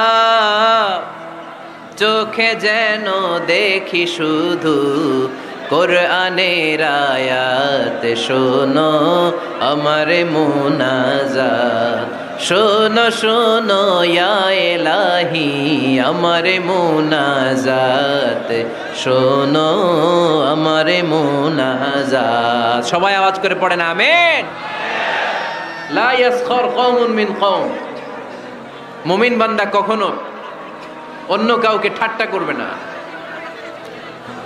আমার কোনো ভাই মনে কষ্ট পায়, এরকম কোনো ঠাট্টা বিদ্রূপ খোঁচা মেরে পোক মেরে কথা বলা যাবে না।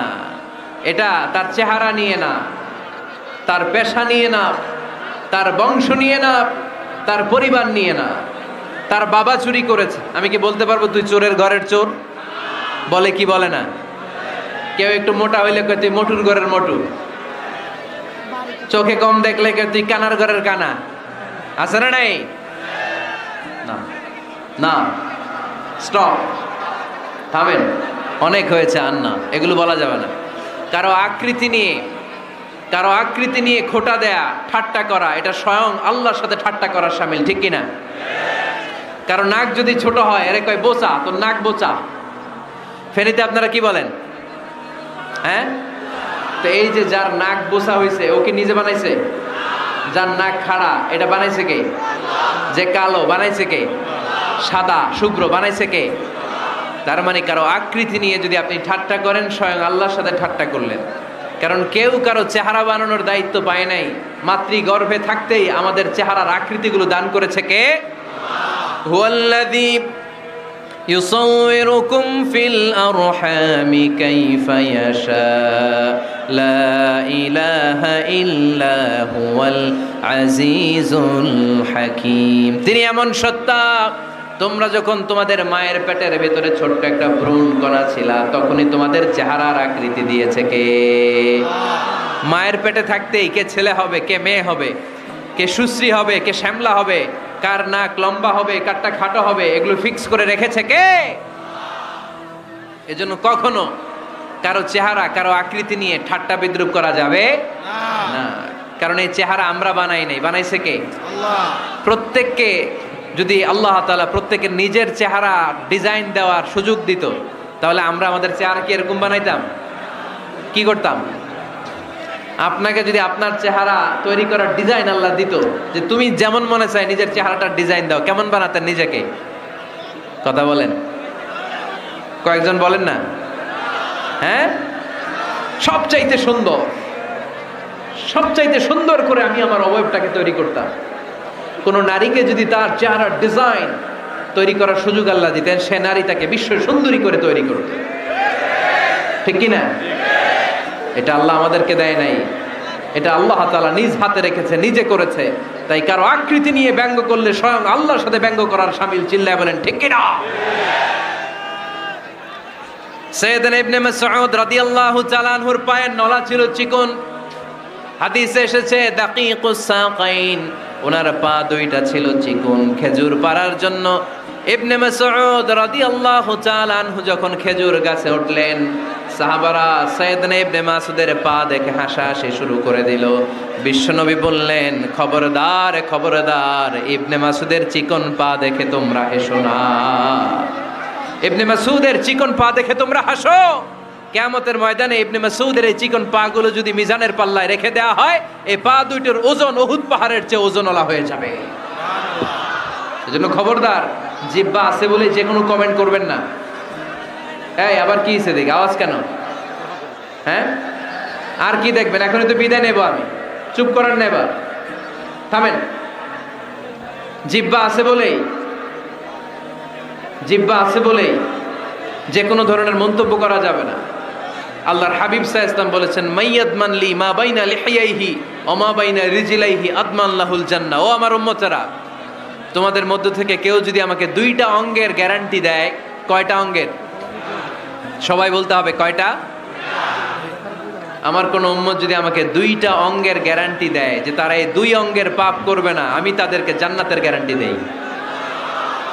এক নম্বরে মা বাইনা লিহিয়াইহি, দুই চোয়ালের মাঝখানে যা থাকে মানে জিহ্বা। আমার কোন উম্মত যদি আমার গ্যারান্টি দেয় জিহ্বা দিয়ে কোনো মিথ্যা বলবে না, কাউরে বাজে কথা বলবে না, ঠাট্টা বিদ্রূপ করবে না, জিহ্বা দিয়ে যে পাপ কাজগুলো হয় এগুলো করবে না। আর দুই রানের মাঝখানে যে অংশ আছে লজ্জাস্থান, এই দুইটা অঙ্গের গ্যারান্টি যদি আমার কোন উম্মত আমারে দেয়, আমি আমার ওই উম্মতকে জান্নাতের গ্যারান্টি দিয়ে দেব। খবরদার ফেনীবাসী, খবরদার। মন চাইলেই যা মনে চাই মুখ দিয়ে বলা যাবে।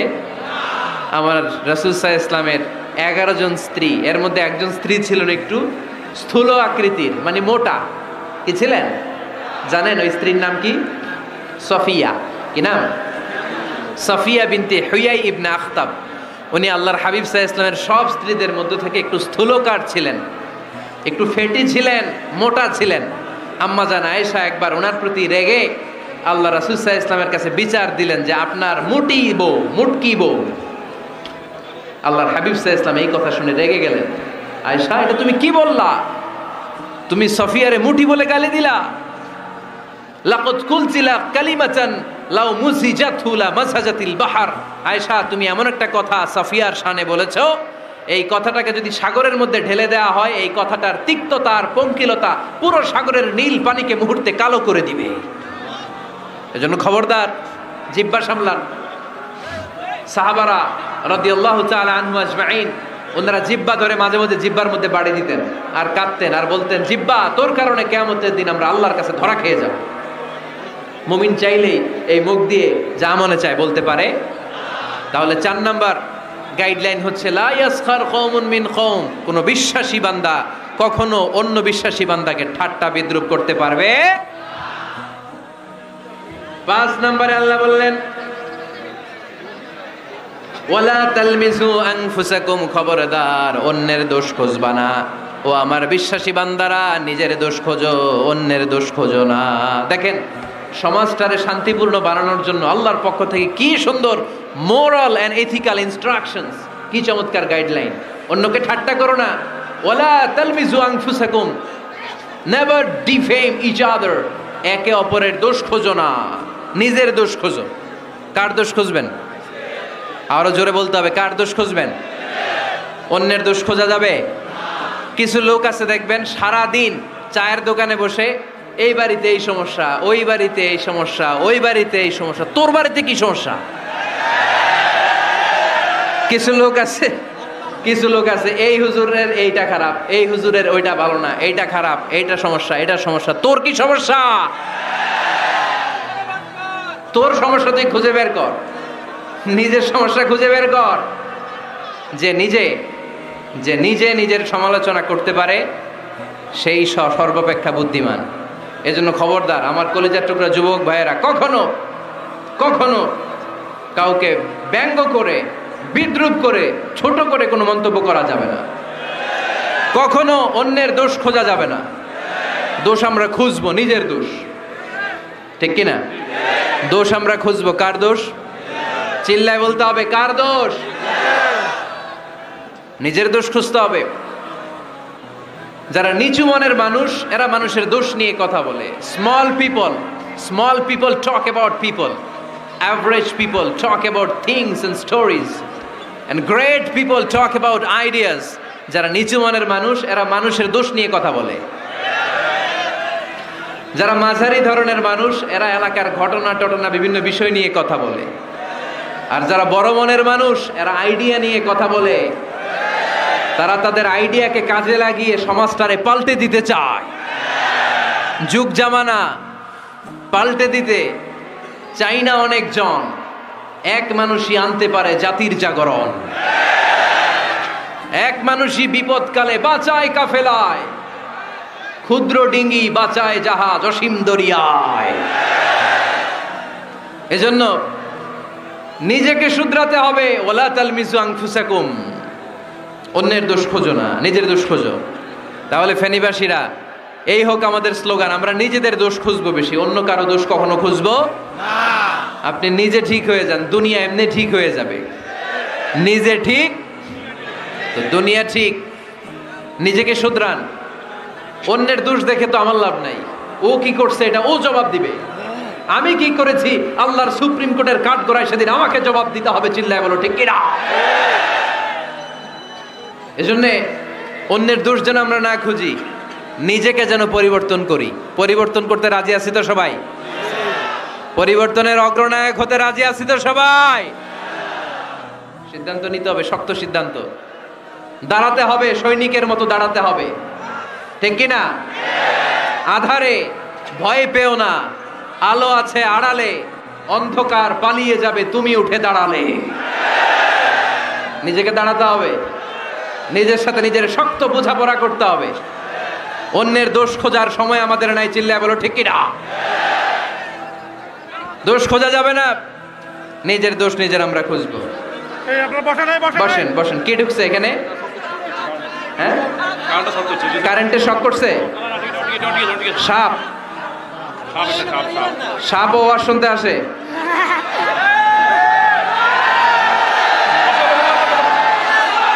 মাশাআল্লাহ। এইখানে এখানে শ্রোতা হিসেবে আছে বীর মুজাহিদ, মেরে ফেলছে এটারে। ঠিক আছে, ঠিক আছে, ঠিক আছে, বসুন।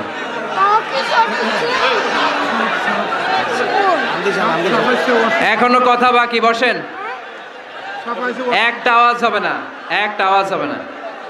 আবার আওয়াজ হয় এখানে। তাহলে ফেনীর ভাইয়েরা, অন্যের দোষ খুঁজবো না, নিজের দোষ খোঁজা যাবে? যাবে যাবে? ক্লান্ত হয়ে গেছেন? কষ্ট হচ্ছে? তারপরে 7 নম্বরে আল্লাহ বললেন, ওয়ালা তানাবাজু বিল আলকাব, ওয়ালা তানাবাজু বিল আলকাব। এই ছেলেরা, আমি এখনই উঠে যাব, বিদায় নিচ্ছি, বসো। বসেন ভাই, বসেন। এগুলো অনেক জরুরি কথা, মনোযোগ দিয়ে শুনেন। ওয়ালা তানাবাজু বিল আলকাব, মানুষকে মন্দ নামে ডেকো না। অনেকের নাম চেঞ্জ করে ডাকি, আছে না নাই? না, আমার কলিজার টুকরা ফেনীর ভাইয়েরা, আজ থেকে কখনো কারো নাম চেঞ্জ করে আমরা ডাকবো না। যে নামে তাকে ডাকলে সে খুশি, আমরা ওই নামে ডাকবো, পারবো তো? কারণ প্রত্যেকের নামটা প্রত্যেকের কাছে বড্ড দামি, প্রত্যেকের নামটা প্রত্যেকের কাছে বড্ড প্রিয়। আপনার নাম কি? লিটন ভাই, মাহবুল হক লিটন ভাই। আপনার কাছে মনে হইতে পারে, আরে লিটন একটা নাম হইলো, তো কত আছে আমাদের এলাকায়। না, এলাকায় অনেক আছে ঠিক, কিন্তু লিটন ভাইয়ের কাছে লিটন নামটা খুব আদরের, যত্নের, ঠিক কিনা? আমার নাম কি? আমার নাম মিজান। আরে মিজান একটা নাম হইলো নাকি? কত নাম আছে মিজান, এলাকার সিপাই পয়রাস। এটা ঠিক, অনেক নাম আছে মিজান নামে, কিন্তু যেহেতু এটা আমার নাম, আমার কাছে এই নামটা বড় দরদের, বড় যত্নের, বড় আদরের। কারণ এই নামটা আমার পরিচয় বহন করে। ভাইয়ের নাম কি? স্বপন। স্বপন ভাই এলাকায় অনেক আছে না? তো সিম্পল একটা নাম, কিন্তু না, স্বপন মিয়াজি ভাইয়ের কাছে এটা সিম্পল না, এই নামটা ওনার কাছে বড় যত্নের। মানুষ তার নাম খুব পছন্দ করে নিজের নামের, কারণ দেখবেন কাগজ আর কলম পাইলে সবাই নিজের নাম লেখে, খালি নিজের নামের সিগনেচার দেয়, আসলে নাই? এরপরে দেখবেন যে কক্সবাজারে গেলে সাগরের তীরে বালু পাইলেই বালুর মধ্যে নিজের নাম লেখে, আবার ওই নামের পাশ দিয়ে লাভও আঁকে, আসলে নাই? আমি অনেক দেখেছি, সাগর পারে গেলেই মানুষের মন উথাল পাতাল করে, তো সাগরের বালিতে নিজের নামটা বড় করে লেখে চারদিক দিয়ে লাভ, মানে এই নামটারে আমি লাভ করি। এটা প্রমাণ করে প্রত্যেকে নিজের নামটারে বড্ড বেশি ভালোবাসে, ঠিক কিনা? এজন্য ফেনীর সোনার টুকরারা, খবরদার বন্ধুরা, নিজেরা যেন একে অপরকে এমন নামে না ডাকি যে নাম শুনলে সে কষ্ট পায়। আজ থেকে কোনো বাজে নামে কাউরে ডাকা যাবে? আব্বা আম্মা আদর করে কত সুন্দর নাম রেখেছে, আবু বাকার, ওরে সবাই ডাকে বকইরা, কপাল পোড়া। আব্বা আম্মা নাম রেখেছে আবু ওয়াক্কাস, ওরে ডাকে আক্কাইচা, কত সুন্দর নাম, আমার আল্লাহর নামের সাথে মিলিয়ে আব্দুল কুদ্দুস নাম রেখেছে, ওরে ডাকে কুদ্দুচ্চা, আছে না নাই?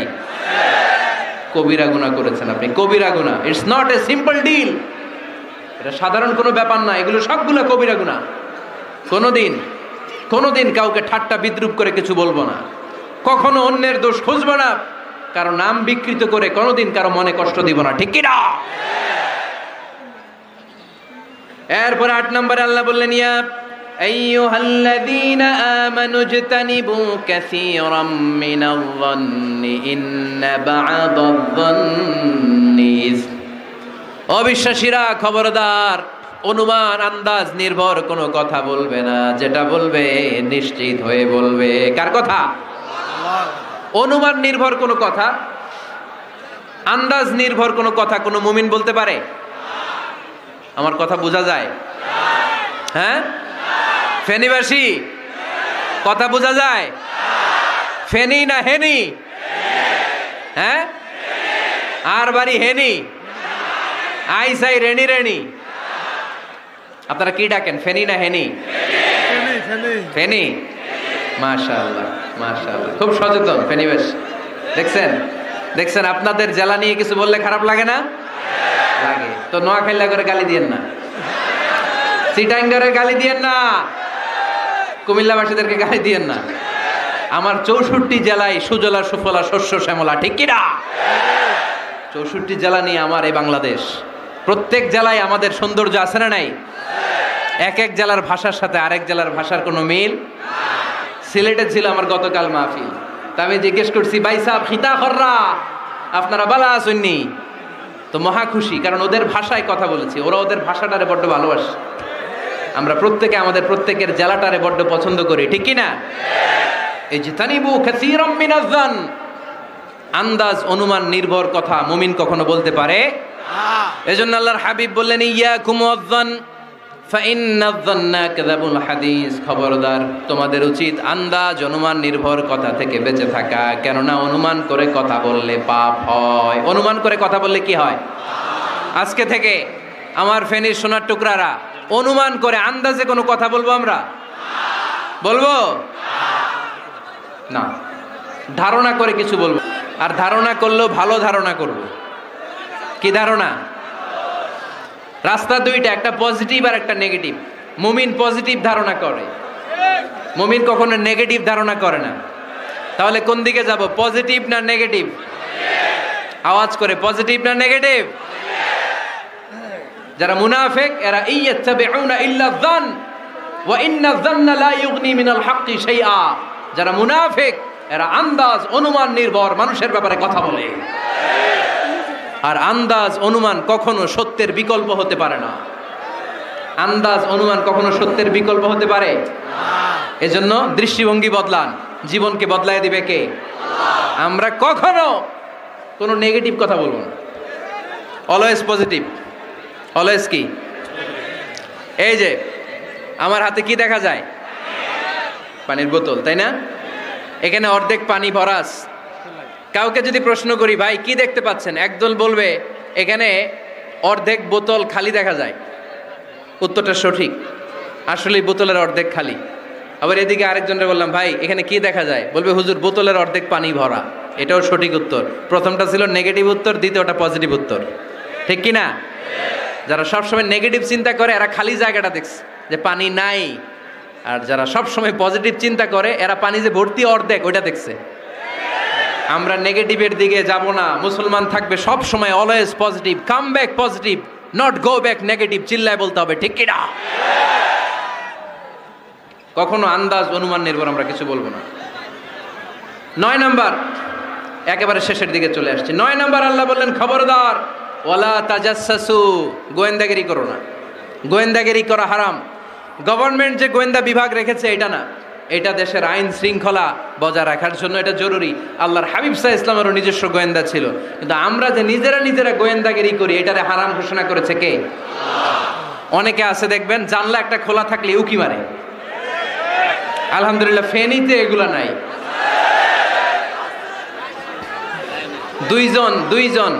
দুইজন ওদিকে কি যেন বলতেছে, উনি আড়ি পেতে কথা শুনে, আছে না নাই? ছিদ্র একটা থাকলে উকি মারে, আছে না নাই? খবরদার, ওয়ালা তাজাসসু, গোয়েন্দাগিরি করো না।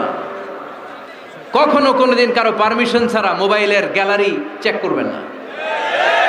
কখনো কারো পারমিশন ছাড়া তার ফেসবুকের মেসেঞ্জারে কে কার সাথে চ্যাটিং করেছে এটা করা যাবে না। কখনো কারো পারমিশন ছাড়া তার মেইলের ইনবক্স খুলে দেখা যাবে না। কখনো কারো পারমিশন ছাড়া কারো ব্যক্তিগত চিঠি পড়া যাবে না। দিস ইজ ইসলাম, এটাই ইসলাম। আমরা ইসলামরে শুধু নামাজ আর রোজা আর জিকির আর এই দাড়ির মধ্যে সীমাবদ্ধ করেছি। প্রত্যেকের একটা প্রাইভেসি আছে না নাই? Everyone has privacy and no one should interfere in his privacy or in her privacy. প্রত্যেকের একটা প্রাইভেসি আছে না নাই? মানুষ ছোট হলেও তার একটা সম্মান আছে না নাই? এজন্য ছোট্ট বাচ্চাদেরকে কখনো প্যান্ট খুলতে বলবেন না। অনেকে বলে, আরে ছোট মানুষ, খোল, আরে তুই খোল, এই খোল তো, আছে না নাই? ওরও প্রেস্টিজ আছে, ওরও সম্মান আছে। খবরদার, everyone has a personal space and no one should interfere someone's personal space. কারণ পার্সোনাল স্পেসে যেন আমরা নাক না গলাই। অনেকের বদ স্বভাব ফ্যামিলি ম্যাটার নিয়ে, প্রাইভেট ম্যাটার নিয়ে কথা বলে। ভাই কি চাকরি করেন? সরকারি না বেসরকারি? সরকারি। বেতন কত? ওনার বেতন কত? এটা দিয়ে আপনার কি লাভ? ঠিক কি না? মানুষ একটা দেখলি, ভাই বয়স কত, ভাই বেতন কত? ফার্স্ট ইমপ্রেশনে, ফার্স্ট যখন আপনি কারোর সাথে দেখা করবেন, বেতন কত, বয়স কত, এগুলো জিজ্ঞেস করা যাবে? কেউ যখন কারো ঘনিষ্ঠ হয়, বন্ধুতে রূপান্তরিত হয়, তখন এই কথাগুলো। কিন্তু শুরুতেই প্রাইভেট ম্যাটার নিয়ে, পার্সোনাল ম্যাটার নিয়ে খোঁচাখুচি করা যাবে। ওয়ালা তাজাসসু, গোয়েন্দাগিরি করো না। গোয়েন্দাগিরি করাকে হারাম ঘোষণা করেছে কে? শেষ কথা বলি, 10 নম্বরে আল্লাহ বললেন, 10 নম্বরে রব্বুল আলামিন বললেন, ওয়ালা ইয়াগতাব বা'দুকুম বা'দা আইয়ুহিব্বু আহাদুকুম আইয়াকুলা লাহমা আখিহি মাইতান ফাকারিহতুম। খবরদার, কেউ কারো গীবত করো না। কি করো না? গীবত করো না। এই উঠতেছে কে? বসেন, এখনই কথা শেষ হবে, একসাথে উঠবো। বসেন, আমার দিকে তাকান, আওয়াজ বন্ধ করুন। একে অপরের গীবত করো না। ব্যাকবাইটিং, চুগলখড়ি, আলহামদুলিল্লাহ ফেনীতে এগুলা নাই। চায়ের দোকানে বসে এর কথা ওর কানে, ওর কথা ওর কানে বইলা সমাজ একটা গিরিঙ্গি লাগায়, আছে না নাই? আল্লাহর হাবিব বললেন, আতাদরুনা মাল গীবা, গীবত কারে বলে জানো নাকি? সাহাবীরা বললেন, আল্লাহু ওয়া রাসূলুহু আ'লামু, আল্লাহ আল্লাহর রাসূল ভালো জানেন। বিশ্বনবী বললেন, যিকরুকা আখাকা বিমা ইয়াকরাহু, তোমার কোনো ভাইয়ের অনুপস্থিতিতে তার ব্যাপারে এমন কোনো কথা বলা যেই কথা শুনলে সে মনে কষ্ট পাবে। গীবত কারে বলে বুঝছেন? আপনার ভাইয়ের অনুপস্থিতিতে আপনার ভাইয়ের ব্যাপারে এমন কোনো কথা বললেন যেটা শুনলে সে মনে কষ্ট পাবে। এক সাহাবী বললেন, আফারাআইতা ইন কানা ফি আখি মা আকুল, নবী আমি আমার ভাইয়ের ব্যাপারে যেটা বলছি এটা যদি সত্যিই হয়, তার মধ্যে যদি আসলেই এই সমস্যা থাকে তাইলে? আল্লাহর হাবিব বললেন, আরে তাইলেই তো গীবত। আর যদি তোমার ভাইয়ের মধ্যে এই দোষ না থাকে বানায় বলো, তাহলে এটা গীবত না, গীবতের চেয়ে ভয়ঙ্কর। ফাকাত বাহাত্তাহু, এটার নাম বহতান আর মিথ্যা অপবাদ। চিল্লায় বলেন ঠিক কিনা? কোন মুমিন গীবত করতে পারে? গীবত করার মৃত ভাইয়ের পচা গোশত খাওয়ার সমান। কোন মুমিন কখনো গীবত করতে পারে? এখন হালাল পন্থায় গীবত চলে আমাদের দেশে। কিভাবে জানেন? কথা শুরু করে এইভাবে, কথা বললে তো গীবত হয়ে যায়, বললে তো গীবত হয়ে যায়। তারপরেও বলি একটু, আছে না নাই? হালাল পন্থায় গীবত কি কমু ভাইজান, বললে তো গীবত হয়ে যায়। হালাল করতেছে এটা, হালাল হালাল হালাল না, বললে যদি গীবত হয়ে যায় তো বলবেন কেন? থামেন। কোন মুমিন কখনো গীবত করতে পারে? মেরাজের রাতে আল্লাহর হাবিব সাল্লাল্লাহু আলাইহি ওয়াসাল্লাম দেখলেন কিছু লোক লাহুম আযফারুন মিন নুহাস, তামার আগুন দিয়ে নখ বানানো, নখর ধারালো, ইয়াখদাশুনা বিহি উজুহাহুম ওয়া সুদুরাহুম, তারা তাদের নখ দিয়ে জাহান্নামে নিজের গালের গোশতগুলো, বুকের গোশতগুলো ছিঁড়ে ছিঁড়ে খাচ্ছে। আর তাদের ব্যথা যন্ত্রণা দেখে পুরো জাহান্নামের অন্য লোকরা থারথার করে কাঁপছে। আল্লাহর হাবিব বললেন, ইয়া জিবরিল মান হুম মান হাউলা, এরা কারা? সাইয়েদনা জিবরিল বললেন, হুম আহলুল গীবাতি মিন উম্মতিক, এরা আপনার উম্মতের মধ্যে চায়ের দোকানে বসে বসে যারা গীবত করেছিল তারা। এজন্য কোন মুমিন গীবত করতে পারবে না। অন্যের গীবত আমরা করব না। দোষ খুঁজলে নিজের দোষ খুঁজবো। এই 10টা গাইডলাইন এই ফেনী জেলায় যদি কালকে থেকে ইমপ্লিমেন্ট হয়, আপনাদের কি মনে হয় ফেনীর কোনো এলাকাতে, কোনো থানাতে মারামারি, বিশৃঙ্খলা এগুলো থাকবে? থাকবে? সব শেষে আল্লাহ তাআলা আমাদেরকে ঐক্যবদ্ধ হওয়ার কথা বললেন। আল্লাহ 5 বার বিশ্বাসীদেরকে ডাক দিলেন, 6ষ্ঠবারে আল্লাহ দুনিয়ার সবাইরে ডাক দিলেন, আস্তিক নাস্তিক হিন্দু বৌদ্ধ এদেরকে ডেকে আল্লাহ শেষ করলেন। শেষ কথা শুনতে মনে চায়? এতক্ষণ আল্লাহ বলছি ইয়া আইয়ুহাল্লাযীনা আমানু, এর মানে কি? ওহে ঈমানদারগণ। এবার আল্লাহ ডাক দিছে ইয়া আইয়ুহান নাস। এবার আল্লাহ কি বলে ডাক দিছে? আওয়াজ করে বলতে হবে, কি বলে? এবার আল্লাহ বললেন, ইয়া আইয়ুহান নাস ইন্না খালাকনাকুম মিন যাকারিন ওয়া উনসা ওয়া জাআলনাকুম শুউবান ওয়া ক্বাবাইলা লিতাআরাফু ইন্না আকরামাকুম ইনদাল্লাহি আতকাকুম। পড়েন সুবহানাল্লাহ।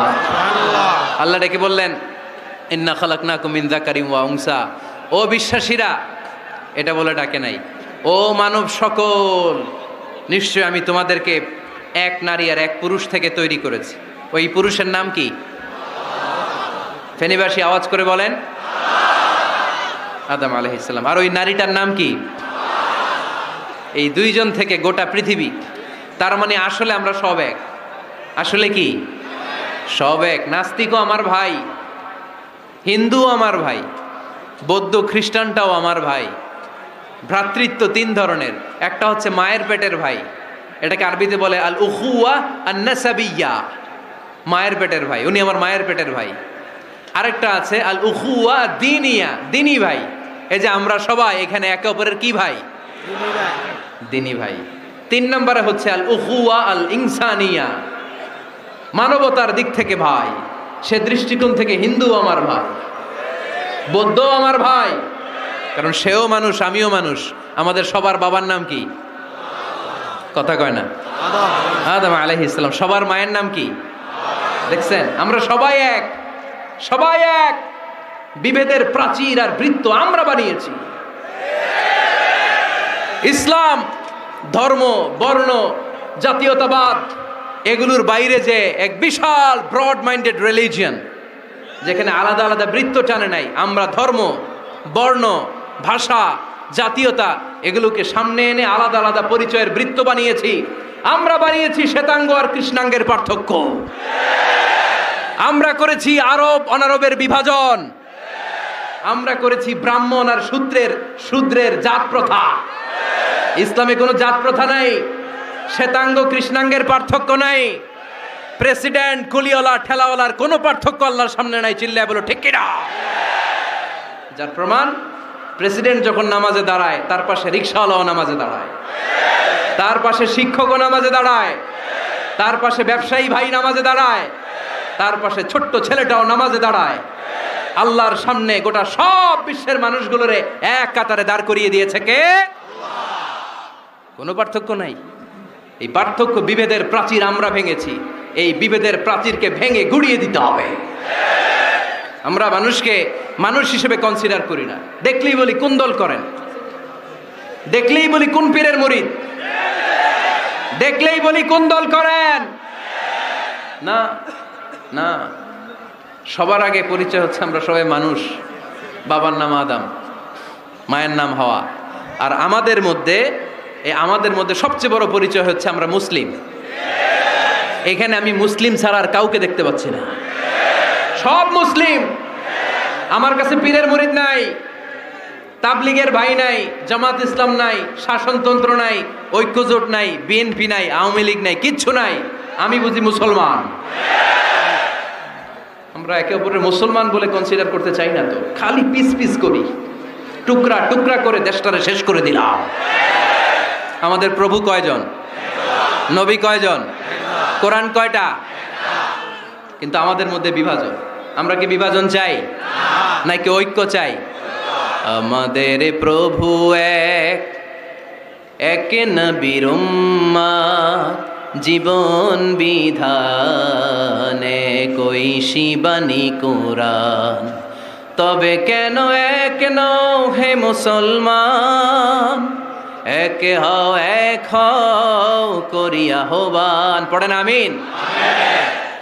বাইতুল্লাহ এক, মদিনা শরীফ এক, উহুদ পাহাড় এক, বদরের মাঠ এক। ঠিক কি না?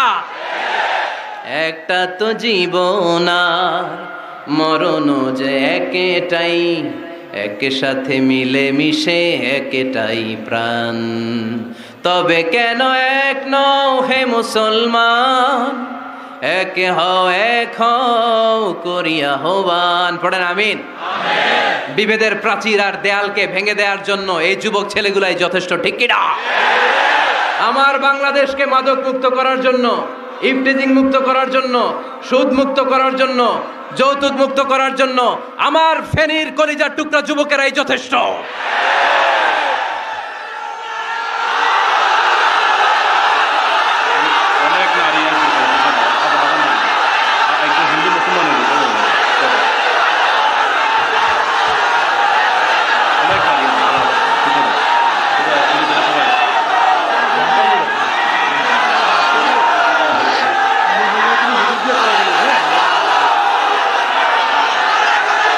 মাশাআল্লাহ, মাশাআল্লাহ, মাশাআল্লাহ। আমরা আসলে বিভেদের প্রাচীর তৈরি করতে চাই না। ঐক্যের কথা শুনলে আমরা, আমাদের সবচেয়ে বড় পরিচয় মুসলিম, এটা শুনলেই আপনাদের মধ্যে যে উচ্ছ্বাস আর উদ্দীপনা, এটাই প্রমাণ করে ভেদাভেদ কখনো জনগণ চায় না। মুসলিম তৌহিদি জনতার হৃদয়ের ভেতরে ভেদাভেদ নাই, হিংসা নাই, বিদ্বেষ নাই। আমাদের আসল পুঁজি ভালোবাসা। আমাদের আসল পুঁজি কি? এই ভালোবাসা দিয়ে আমরা বিশ্ব জয় করতে চাই। ঠিক কি না? পারা যাবে মুসলমান? আর যে 10টা গাইডলাইন, 10টা মেসেজ আজকে শেয়ার করলাম, এগুলো মানা যাবে তো? অনেক বোনেরা এসেছে, আমার বোনেরা, আমি তো দেখতে পাচ্ছি একেবারে ওই রাস্তা পর্যন্ত, এইদিকে অনেক পেছন পর্যন্ত, এইদিকে অনেক ভাইরা। বিশাল জনসমুদ্রের আজকের এই আয়োজন। স্কুল মাঠ পুরোটাতে মহিলারা বসেছে। নারীদের জন্য একটাই কথা, 5 ওয়াক্ত সালাত জামাতের সাথে পড়বেন, রমাদানের রোজা রাখবেন, নিজের লজ্জাস্থানের হেফাজত করবেন, স্বামীর আনুগত্য করবেন। এই 4টা কাজ কোনো নারী করলে ওই নারীর জন্য 8টা জান্নাতের দরজা খুলে দিবে কে? আমাদের বোনগুলোকে আল্লাহ তুমি কবুল করো। আমার কলিজার টুকরা ফেনীর যুবক ছেলেদেরকে আল্লাহ তুমি সাইয়েদনা ওমরে ফারুকের মতো কবুল করো, সাইয়েদনা হামজার মতো তুমি কবুল করো, খাব্বাব খুবাইবের মতো ইসলামের বীর সেনানী হিসেবে কবুল করে নাও। আজকের প্রোগ্রামের জন্য যারা কষ্ট করেছে আল্লাহ তুমি এই প্রোগ্রামটার আমাদের নাজাতের ওসিলা বানাও। আপনারা সবাই ভালো থাকবেন, সুস্থ থাকবেন, সুন্দর থাকবেন। ঐক্যের আহ্বান জানিয়ে এখানেই শেষ করছি। সংক্ষিপ্ত দোয়া হবে, একসাথে দোয়া করে বিদায় নিব। আল্লাহুম্মা আমিন। রব্বানা যালামনা আনফুসানা ওয়া ইল্লাম তাগফির লানা ওয়া তারহামনা